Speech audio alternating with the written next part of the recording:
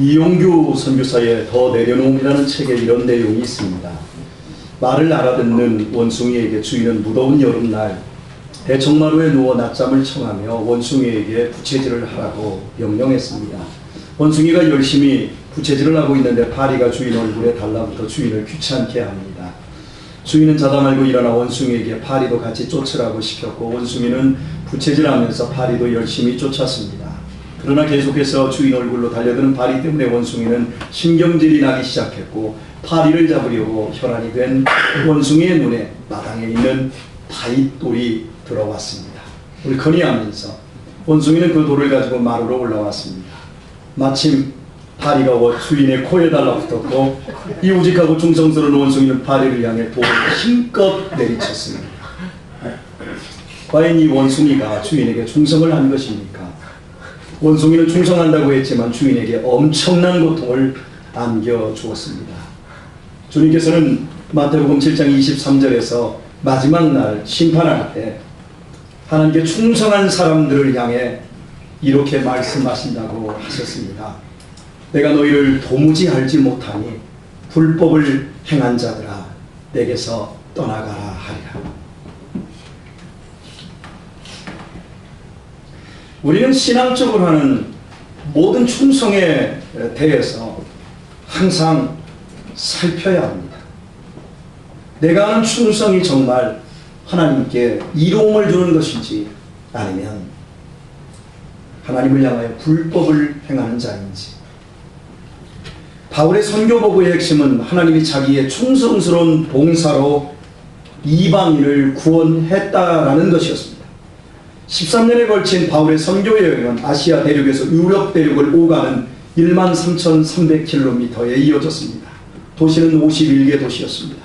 그 결과 바울은 거부가 되거나 세속적 명예를 획득하지 않았습니다.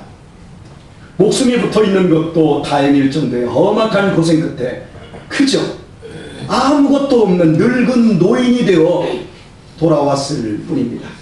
다만 자신을 통해 많은 이방인 영혼들을 살려내신 하나님의 긍휼의 역사, 그것만이 간증의 핵심이었습니다. 마침내 간증이 끝났습니다. 그러면 모두 다 박수를 치며 바울의 수고의 찬사의 덕담을 보내야 할 것입니다. 정말 수고 많았다면 격려해야 하는데, 하지만 야고보와 예루살렘의 장로들은 마치 약속이라도 한 듯 바울의 간증이 끝남과 동시에 바울에게는 한마디 찬사 없이 오직 하나님께 영광을 돌렸다라고 말을 하고 있습니다.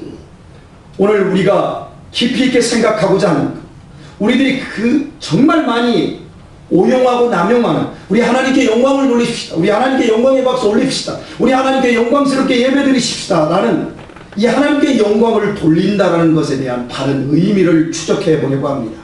어떻게 하는 것이 하나님께 영광을 돌리는 것일까요? 하나님께 영광을 돌린다고 외치거나 박수치면 되는 것일까요? 요한복음 13장에 의하면 예수님께서는 잡혀가시기 전에 제자들과 마지막 만찬을 가지셨습니다. 가룟 유다의 배신을 알고 있던 주님은 민망한 마음으로 최후의 만찬을 나누셨고 식사가 끝나자 가룟 유다가 자리를 떴습니다. 그와 동시에 주님은 이렇게 말씀하셨습니다. 지금 인자가 영광을 얻었고 하나님도 인자를 인하여 영광을 얻으셨도다. 가룟 유다가 밖으로 나갔다는 것은 당신의 고난이 이제 목전에 닥쳤다는 말이었습니다. 예수님께서 체포되어 잔인하게 채찍질을 당하시고 가시관으로 이마가 터져나가시고 손과 발이 십자가에 못 박혀 돌아가시는 무자비한 십자가의 고난과 죽음이 드디어 초일기에 들어간 것입니다. 바로 그 순간에 예수님은 당신의 고통을 토로하신 것이 아니라 당신이 하나님께 영광을 입었고 당신으로 인해 하나님 아버지께서도 영광을 얻었다고 선포하셨습니다. 예수님께서는 십자가의 고난과 죽음이 초일기에 들어간 그 절체절명의 순간에 당신이 당할 십자가의 죽음보다는 당신의 고난과 죽음을 통해 인간을 구원하셔서 영광 받으신 하나님께 당신의 시선을 고정시키셨습니다. 또한 하나님께서 죽음의 한가운데 자신을 일으켜 세우심으로 독생자도 영광스럽게 해주실 것을 믿으셨습니다.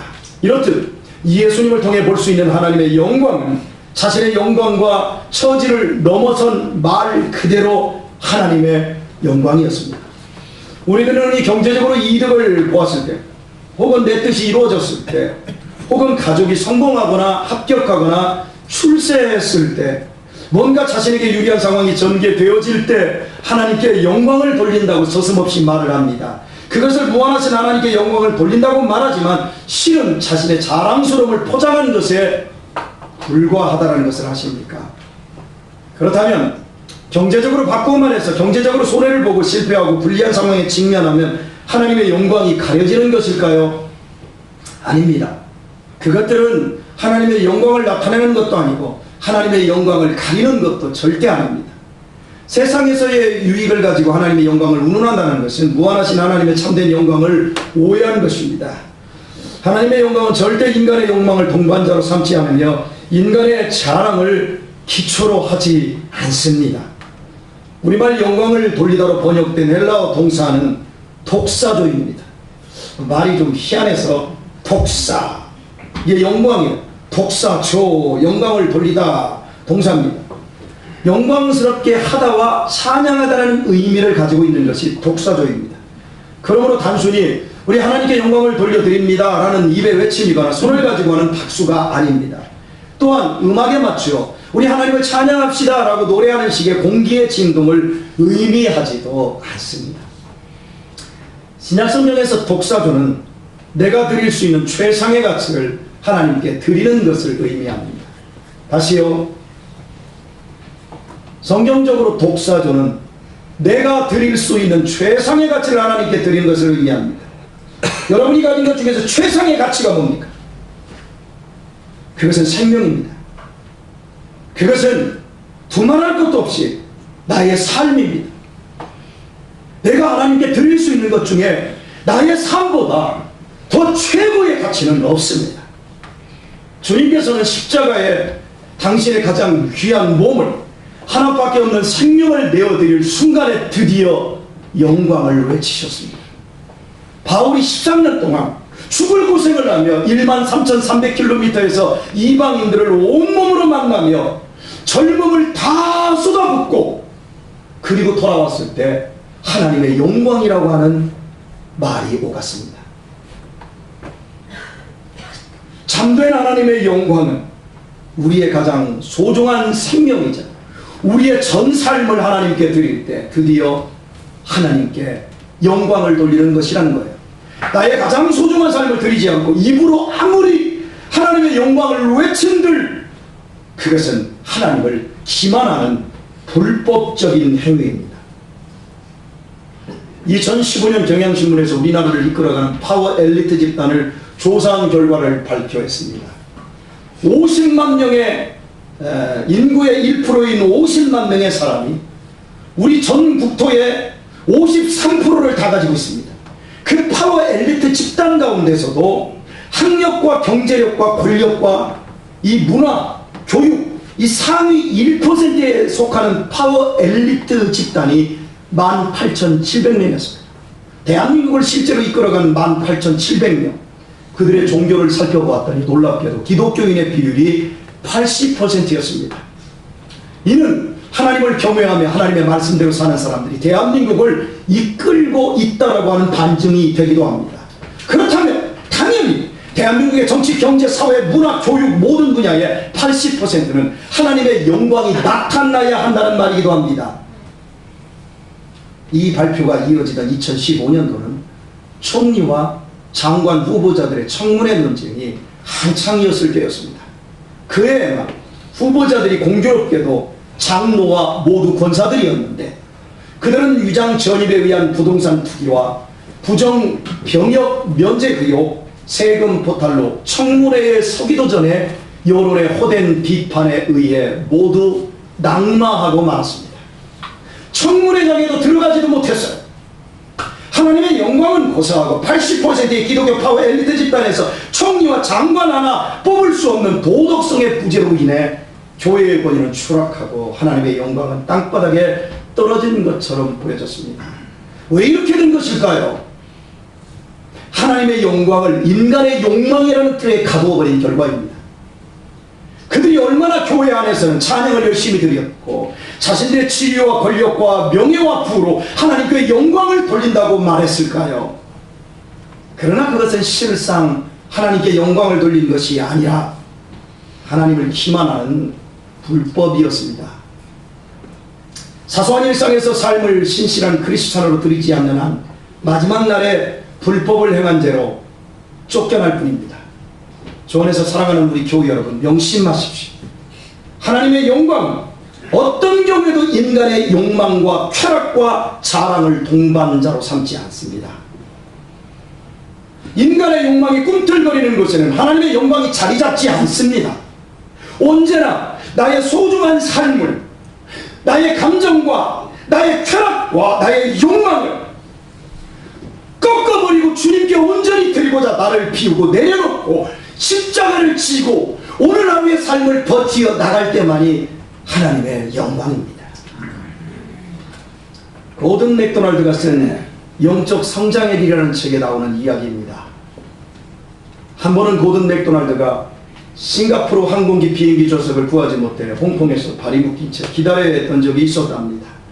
몇 시간째 앉아서 기다리고 있는데 옆에 있던 백인 남자가 갑자기 일어나 항공사 직원을 찾아가 프런트에서 항의를 합니다. 입에 담을 수 없는 욕들이 오갑니다. 그런데 얼마 지나지 않아 그 사람의 손에는 항공권이 들려 있었습니다. 이 사람은 자랑스럽게 이야기합니다. 비결을 말씀드리지요. 나는 카운터에서 내가 할 수 있는 모든 욕을 다 퍼부었습니다. 선생님도 그렇게 아시지요. 물론 나도 그 항공사 직원에게 갔지만 그 사람처럼 하지는 않았습니다. 여기서 정말 치사하고 야비하게 굴면 탑승권을 받을 수 있을 거라는 말을 제가 들었습니다. 하지만 저는 하지 않겠습니다. 저는 크리스찬입니다. 제가 바쁩니다. 좀 도와주십시오. 정중하게 교양있게 경건하게 부탁을 했습니다. 어찌 되었을까요? 항공권을 받았을까요?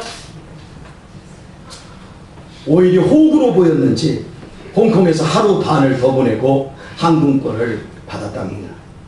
경건이 성공을 가져다 주지 않더라는 거예요. 그러나 맥도날드는 분명 하나님께 영광을 돌렸고 동양인 항공사 직원은 자기가 깨닫지 못했지만 하나님의 영광을 볼 수 있게 된 것입니다. 그것이 하나님께서 우리에게 요구하는 정법입니다. 하나님이 기뻐하시는 충성, 하나님이 우리를 보시고 당신이 기뻐하시는 그 충성, 눈에 놓고 보기에도 아까운 그 충성,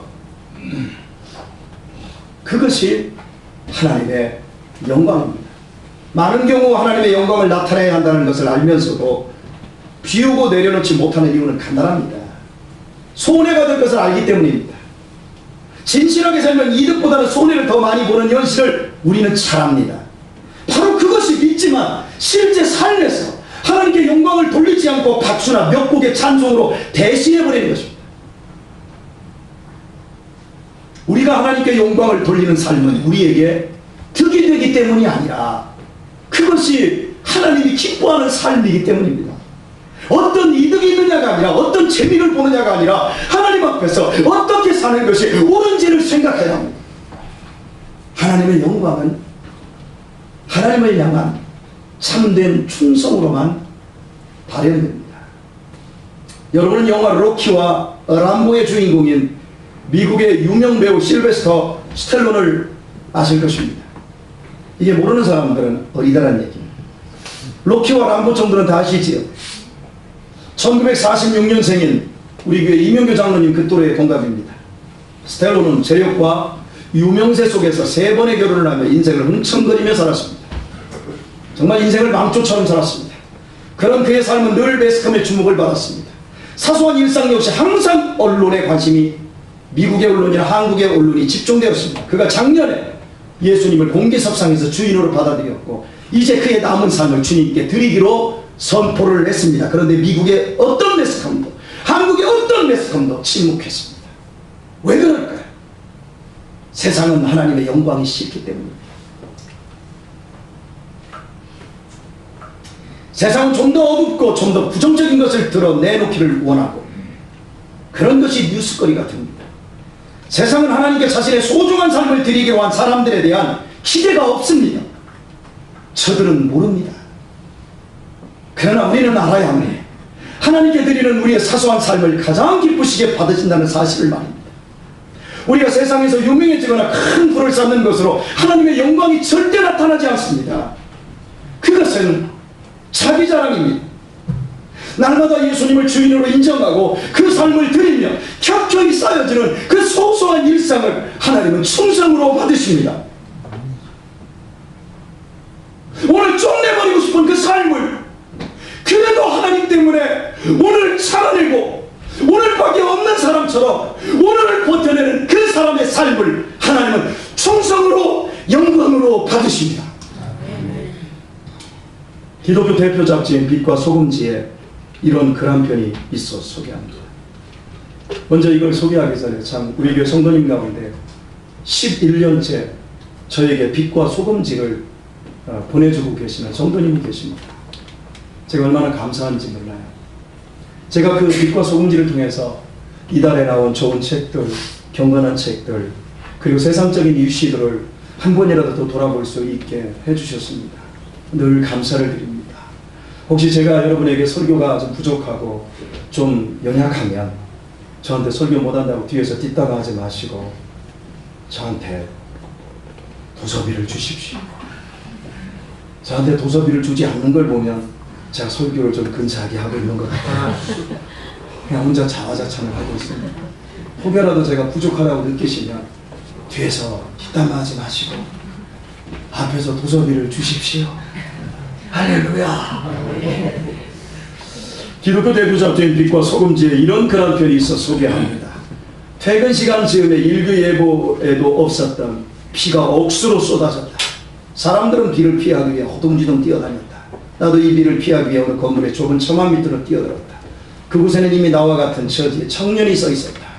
빗방울이 더 붉어지고 할아버지 한 분을 시작으로 중년 아저씨 그리고 아주머니 한 분이 비좁은 틈으로 끼어들었다. 작은 처마 밑은 사람들로 금세 꽉 찼다. 비는 금방 그칠 것 같지가 않았다. 그런데 갑자기 뚱뚱한 아줌마 한 분이 이 가련하기 짝이 없는 대열로 텁썩 뛰어들었다. 아주머니가 그 큼직한 덩치로 우리 대열에 뛰어들자 그 바람에 맨 먼저 와 있던 청년이 얼떨결에 밖으로 튕겨나갔다. 그 청년은 비를 맞으며 어이가 없다는 표정으로 우리를 쭉 훑어보았다. 모두가 딴 곳을 바라보며 모른 척하고 있는데 할아버지가 한마디 하셨다. 젊은이, 세상이란 다 그런 거라네. 그 청년은 물구름이 노인을 쳐다보더니 길 저쪽으로 뛰어갔다. 한 4, 5분쯤 지났을까? 아까 그 청년이 비에 젖은 채로 우산 5개를 옆구리에 끼고 나타났다. 그리고 사람들에게 하나씩 건네주고는 할아버지, 세상은 절대 그런 게 아닙니다.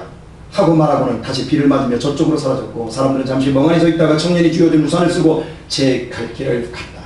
그러나 세상은 다 그런 거라네 하고 말한 노인만이 한참을 고개 숙이고 있다가 우산을 바닥에 내려놓고는 장대비 속으로 비를 맞으며 사라졌다. 사랑하는 우리 교우 여러분, 오래 산다고 어른이 됩니까? 교회 오래 다닌다고 정말 하나님이 기뻐하는 정법의 사람이 되는 것입니까? 저는 얼마 전 대전에서 좀 교육열도 교육 수준도 높고 남편의 직장도 좋고 경제적으로 좀 부유한 사람이 내가 인생을 이렇게 살아서는 안 되겠다라는 생각을 하고 입양을 하기 위해서 위탁을 신청하고 아이를 집으로 데려왔답니다. 여러분이 대전에 있는 큰 교회 이름을 얘기하면 다 아실 만한데 그분의 시어머니 시아버지는 교회의 권사님이고 시아버지는 장로님이시랍니다. 그런데 아이를 위탁해서 데리고 왔는데 입양 절차를 하려고 한다고 그랬더니 그 장로님 권사님이 오셔서 너 미쳤냐? 며느리와 아들에게 너 미쳤니? 머리 감은 짐승을 어디다가 둬? 니네 입양을 하면 우리 오적에서 지워버려. 니네 이제 절대 안 볼 거야. 그래도 어머니 우리가 좀 먹고 살만 하잖아요. 이렇게 해서 이 귀한 일 하고 싶은데요. 안 돼. 그러더니 교회 권사님들 떼거지로 데려왔더랍니다. 그러면서 그 교회 권사님들이 떼거지로 하시는 말. 왜 검은 머리 검은 애완견이라 입양해?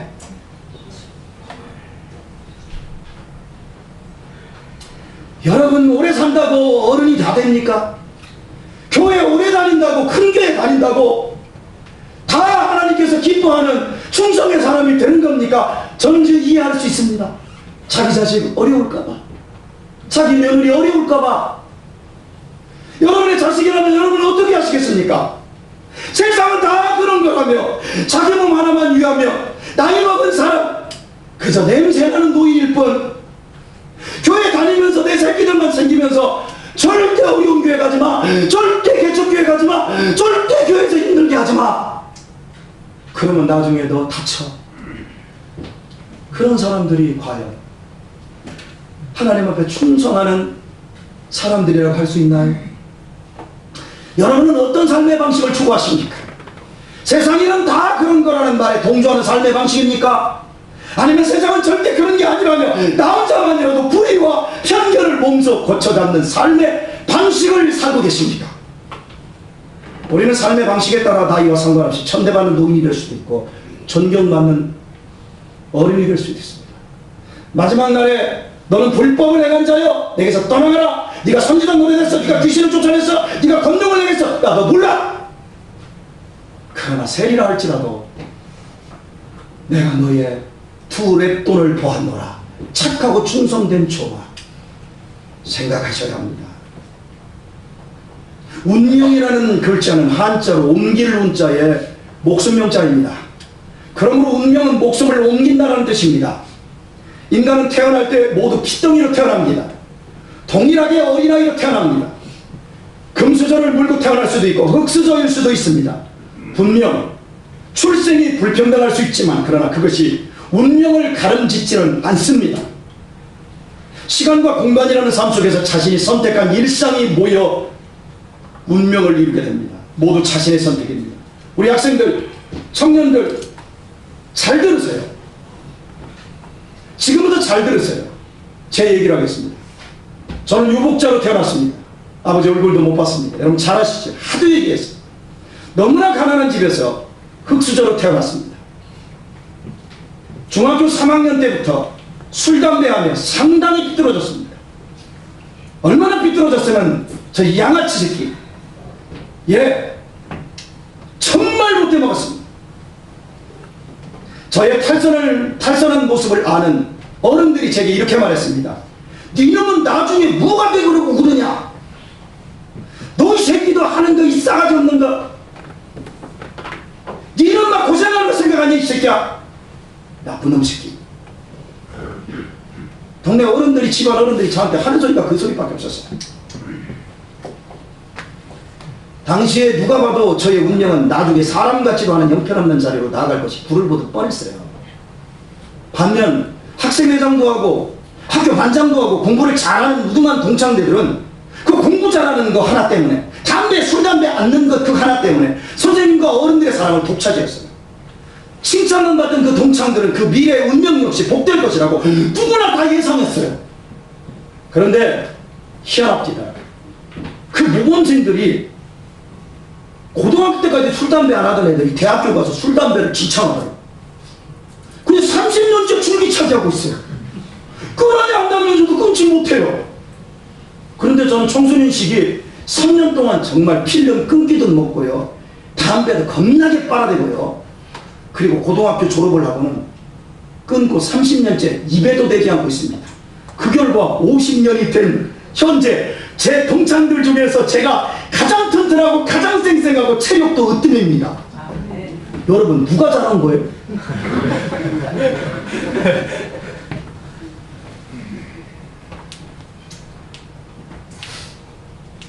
학생들 잘 들어가고 있어요. 장래가 확실할 것 같았던 친구들 중에 정말 장래가 보장되었던 친구 하나가 있어요. 그런데 지금 모든 것이 망가져버렸습니다. 그 친구가 이런 말을 하더라고요. 일이 잘 안 풀렸어. 나는 정말 운이 없었어. 그래서 제가 그 얘기를 듣다가, 담배 뻑뻑 피고 그러길래 내가 그 얘기를 듣다가 이렇게 말했어요. 네 인생이 잘 안 풀린 것은 네가 안 풀리게 살았고, 운이 없는 것도 네가 운이 없게 살았기 때문은 아니냐? 그랬더니 못 알아듣더라고. 누가 핑계하지 말고 그건 네가 그렇게 산 거야. 여러분, 인생 50을 제가 살았고요. 목양의 세월 26년을 겪어오면서 정말 많은 사람들을 보며 깨달은 것이 바로 그것입니다. 인생은 거짓이 없다는 거예요. 목사는 속일 수 있고 사람은 속일 수 있어도 하나님은 속일 수 없어요. 사람이 무엇으로 심든지 심은 대로 거둬요. 틀림없어요. 우리 청년들 학생들이 지금 믿는 척하고 잘하고 있는 것 같아도 여러분이 정말 하나님 앞에서 심는 것을 그대로 거둬요. 운이라고 하는 것 절대 우연이 아니라 운은 절대 필연입니다, 여러분. 쉽게 한번 얘기해 볼게요. 완전히 망가진 제 친구가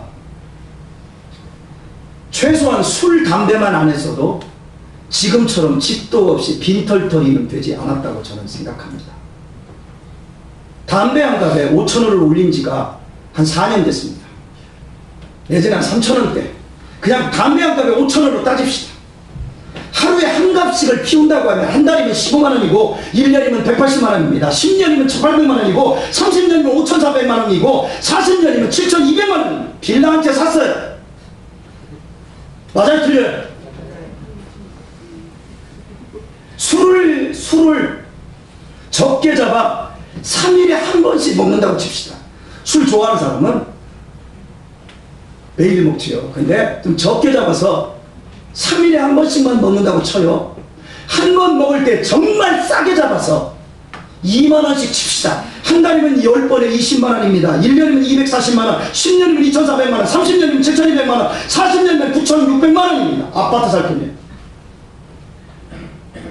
그 많은 돈을 그깟 술과 연기로 다 날려버리고 나서 지금은 조금밖에 안 남은 80이 훨씬 넘은 부모의 등골 빼보면서 겨우 입에 풀칠하며 살고 있습니다. 그래 놓고는 일이 잘 안 풀리고 운이 없었다라고 말을 합니다.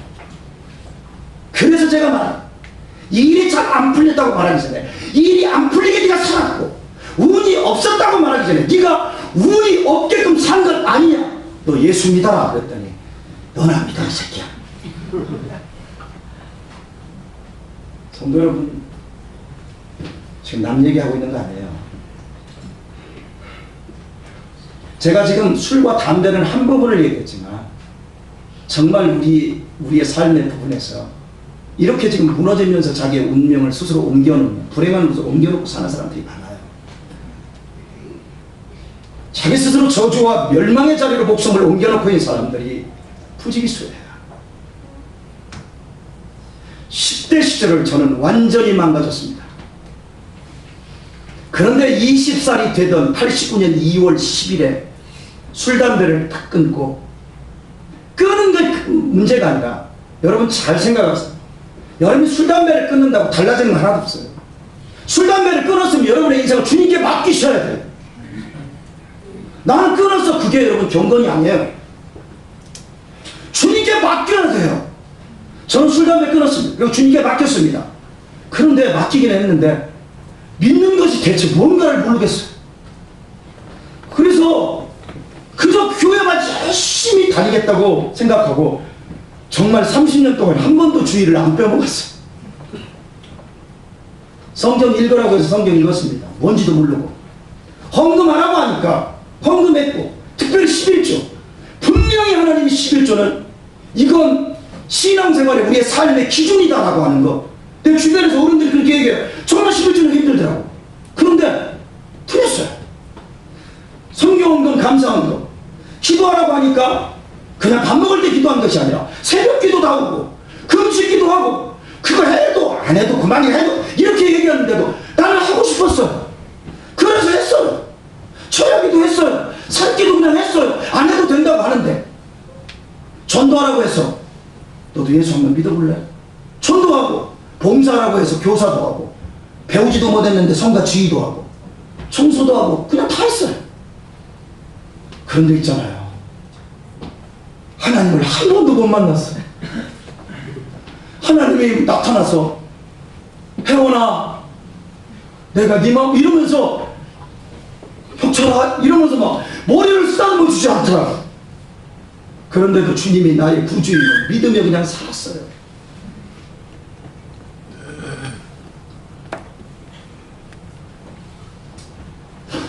우리 큰 누나가 저기 있는데요. 우리 큰 누나, 너나 잘 믿어라. 예. 근데 그 누나가 지금 여기 와서 예수를 믿고 있습니다. 믿는다고 다 좋아지거나 인생이 쉽게 풀리지 않더라고요, 여러분. 열심히 하는데도 답답하고 가난하고 억울한 일이 너무 많은 거예요. 그러나 제 인생은 30년을 시험도 많고 눈물도 많았지만 행복했고 보람됐다고 말할 수 있습니다. 저의 삶을 통해 많은 사람들이 예수님을 믿었고 특히 홍복섭 집사의 회심은 저에게 가장 큰 기쁨이었어요. 사람들이 저를 욕하고 제 미래를 저주했지만 현재 제 인생은 죄악과 저주의 구렁텅이에 있지 않습니다. 제가 어떻게 그 많은 역경을 이기고 지금과 같은 행복한 가정과 교회를 일구었을까요? 제 운명이 왜 이렇게 된 것입니까? 하나님께서 제 운명을 현재의 자리로 옮겨 놓으셨기 때문입니다. 사랑하는 여러분, 믿음이 귀합니다. 믿음만큼 귀한 게 없어요. 하나님은 믿는 자를 귀하게 여기세요. 예수님을 믿는 자는 고독한 인생 절대 온전 아닙니다. 하나님은 어린아이처럼 믿고 순종하는 자의 운명을 책임지십니다. 주님께 내 인생을 맡기면 절대 내 뜻대로 되거나 내 욕망대로 되지 않고 오직 하나님의 뜻대로 되게 되어 있어요. 그리하여 어떤 비루하고 망가진 인생도 결국에는 하나님께 영광 돌리는 운명으로 바꾸어 놓고야 마십니다. 그러나 똑똑하다고 젊다고 예쁘다고 돈 많다고 뻐기는 자들은 결국 세월 지나고 나면 죽을 노인밖에 되어 있지 않습니다. 인간은 들의 풀과 같고 그 영광은 풀에 핀 꽃과 같습니다. 금방 시들고 맙니다. 사람들은 자신이 옳다고 생각하는 것에 올인합니다. 그리고 자신이 믿는 것에 자신의 인생을 맡깁니다. 더욱더 안타까운 건 신앙생활을 자신의 소견에 옳은 대로 합니다. 정법이 아닌 불법적인 길로 갑니다. 마지막 날에 드러납니다. 천지신명을 믿으니까 천지신명에게 인생을 맡깁니다. 돈을 믿으니까 돈의 인생을 맡깁니다. 권력을 믿으니까 권력의 인생을 맡깁니다. 자기 머리를 믿으니까 자기 머리대로 인생을 따라갑니다. 과연 거기에 구원이 있고 진리가 있던가요? 그런 것에 정말 인생에 참된 가치가 있던가요? 열매를 보십시오. 돈을 믿는 사람들의 열매가 무엇이던가요? 형제도 모르고 부모도 모르고 자기밖에 모르는 이기적인 인간으로 변합니다. 부모가 가진 것, 형제가 가진 것, 그걸 위해서 부모도 형제도 죽여버립니다. 권력을 믿는 사람들의 열매는 허무 아니던가요? 젊음을 믿어요? 모두 지나갑니다. 건강을 믿어요? 숨쉬는 것 하나 내 맘대로 안 돼요. 사랑을 믿어요? 눈꺼풀에 콩깍지 벗어지면 왼수입니다.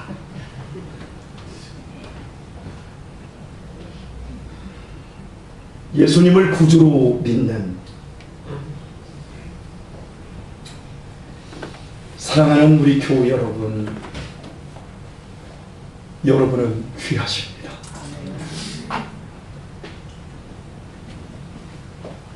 여러분은 하나님께 속하여 있습니다. 여러분은 고아가 아닙니다. 여러분은 구원 받으셨습니다. 여러분은 절대 혼자가 아닙니다. 여러분은 그리스도 예수 안에 있습니다. 하나님께서 여러분의 기도를 듣고 계십니다. 여러분의 형편을 다 알고 계십니다. 하나님께서 여러분의 운명을 가장 안전하고 가장 좋은 것으로 이끌고 계십니다. 아멘. 여러분이 믿음 생활 신실하게 하셨지만 지금 세상적으로 가진 것이 부족합니까? 참으로 여러분이 충성을 다하였지만 이제는 늙고 병들었습니까? 그래도 구주를 믿는 여러분은 귀하고 복되십니다. 하나님의 영광을 어떤 경우에도 인간의 욕망을 동반자로 삼지 않는다고 말씀드렸습니다. 나의 소중한 삶을 주님께 온전히 드리고자 나를 비우고 내려놓고 십자가를 질 때만 나타나는 것이 하나님의 영광이라고 말씀드렸습니다. 마지막 날 주님께서 교회 안에서 양과 염소를 가르칠 때 분명히 하나님께서 여러분에게 이렇게 말씀해 주시길 바랍니다. 내 아버지께 복받은 자들이여 나와 장세로부터 너희를 위하여 예비된 하나님의 천국을 상속하라. 할렐루야. 아멘. 믿으신다면 제가 여러분에게 권면합니다. 매일매일에 반복되는 그 사소하고 그 지루한 삶을 주저하지 말고 믿음으로 하나님께 드리십시오. 하나님께 맡기셨으니까 그러면 순종하십시오. 하나님의 기쁨이 되고자 하십시오. 그리한다면 여러분의 남은 삶은 하나님께 영광이 되는 간증으로 채워질 것입니다. 여러분의 바른 선택과 결단으로 남은 삶에 후회가 없고 하나님의 영광만 가득하기를 주님의 이름으로 소원합니다. 그리고 우리 학생들, 청년들, 제가 여러분들 가운데 정말 많이 여러분들을 구원하고 여러분들을 제 나이대까지 믿음 안에서 바로 세울 수 있는 사람들, 지금 여기 있는 사람들 가운데 단수도 저는 안 될 거라고 생각합니다. 우리 사회가 그렇게 변해가고 있습니다. 그런데 우리 학생들, 청년들 가운데서 바울 사도처럼 예수님처럼 삶으로 하나님께 충성되어 하나님께 영광이 될 수 있는 그 사람이 바로 여러분 자신 한 사람 한 사람이 되기를 바랍니다. 아멘. 우리 찬양 드리고 기도하십시다.